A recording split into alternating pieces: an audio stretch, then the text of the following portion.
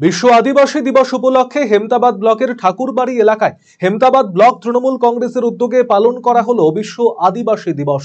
শনিবার বিকেলে ঠাকুরবাড়ি এলাকায় অবস্থিত সিধু কানুর মূর্তিতে মাল্যদান করার পাশাপাশি রাখি বন্ধন উৎসবও পালন করা হয়। এদিনের এই কর্মসূচিতে উপস্থিত ছিলেন হেমতাবাদের বিধায়ক তথা রাজ্যের শিক্ষা প্রতিমন্ত্রী সত্যজিৎ বর্মন, তৃণমূলের হেমতাবাদ ব্লক সভাপতি আশরাফুল আলী, ব্লক সহ সভাপতি মজিবুর রহমান দুলাল, জেলা পরিষদের কর্মাধ্যক্ষ সেলিমা খাতুন, জেলা পরিষদের সদস্য মোখলেসা খাতুন সহ অন্যান্য তৃণমূল নেতৃত্ব। পাশাপাশি এদিন হেমতাবাদের বিধায়ক তথা শিক্ষা প্রতিমন্ত্রী সত্যজিৎ বর্মনের হাত ধরে হেমতাবাদে বিভিন্ন দল ছেড়ে 1 শতাধিক পরিবার তৃণমূলে যোগদান করেন।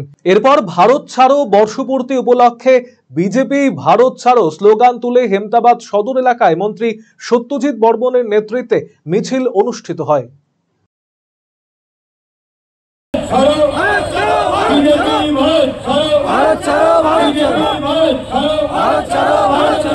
আজকে 9ই আগস্ট বিশ্ব আদিবাসী দিবস।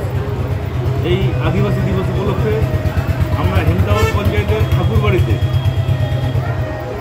আমরা আদিবাসী দিবস পালন করব। তার সাথে সাথে ঠাকুরবাড়ির 5-7টা বুথ থেকে মোটামুটি 200 থেকে 300 লোক